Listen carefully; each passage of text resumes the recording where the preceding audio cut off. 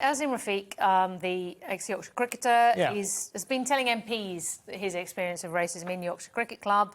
All the stories have the very distressing picture of him crying, breaking down in tears, which is perhaps a bit misleading because in the course of telling his story, he's talking about the tragic stillbirth of his son, which was all tied up with how he felt he should have been better treated after that. So, you know, it's not just the racism that made him cry, but he gave 2 hours of testimony. He's previously done, I think, a 57-page witness statement. But he was testifying to the Digital, Cultural, Media and Sport Committee on the culture of English cricket and how, you know, the P word was routinely used, which was very racist and hurtful.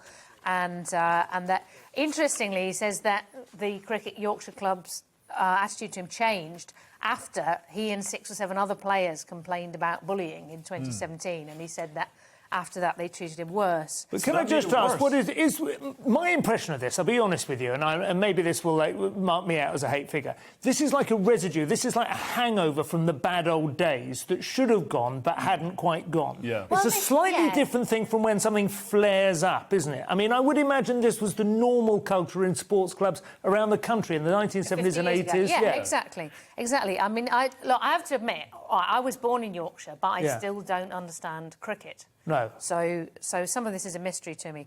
But I don't think you need to know the rules of, like, the the silly mid-on. Racially abuse to just, like, your teammates. say, is that bloke with the beard your dad? So there's one thing that really confused me was the idea that the England and Yorkshire player, Gary Ballance, used the word Kevin as a derogatory word for all people of colour. For all people of colour. Yeah, and never heard that. I mean, because when I first saw that, I thought, is he being racist against Irish people as well? Because, you know, often people are, but... So I really didn't understand that at all. I would love to know how that happened or if this was just a uniquely weird thing. But I did have a thought, which is, apparently, I mean, you know, cricket's it's not like football, it's quite a posh sport. A lot of the people that play it professionally are ex-public schoolboys. I did wonder whether it's just like they think that what most of us would regard as quite brutal interactions with our colleagues is just normal, and that what they regard as banter is actually something most of us would regard as really not very nice at all to the people that you work with. I don't know that your professional cricket is actually that posh. I think possibly, but I don't think it's like rugby union would probably be like that's where the posh boys end up, because you really don't play that very much in the so the States. We're waiting for the next. I don't know about this. It just feels slightly odd to me that it's obviously unpleasant, but it feels like it's a human resources issue.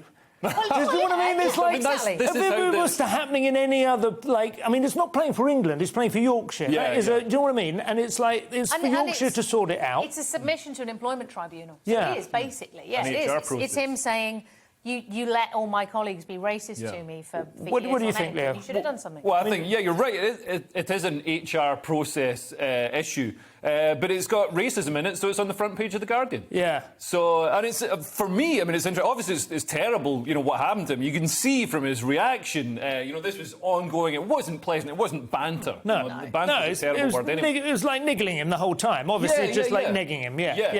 Undermining. You know, horrible and obviously disrespectful and disrespectful to his religion. But, you know, they're saying, oh, this shows evidence of institutional racism. Whereas we've had, you know, another Islamist background suicide bomber. And why is nobody saying there's an organisation that might have an issue with some institutional bias? You know? It seems to be a fair question.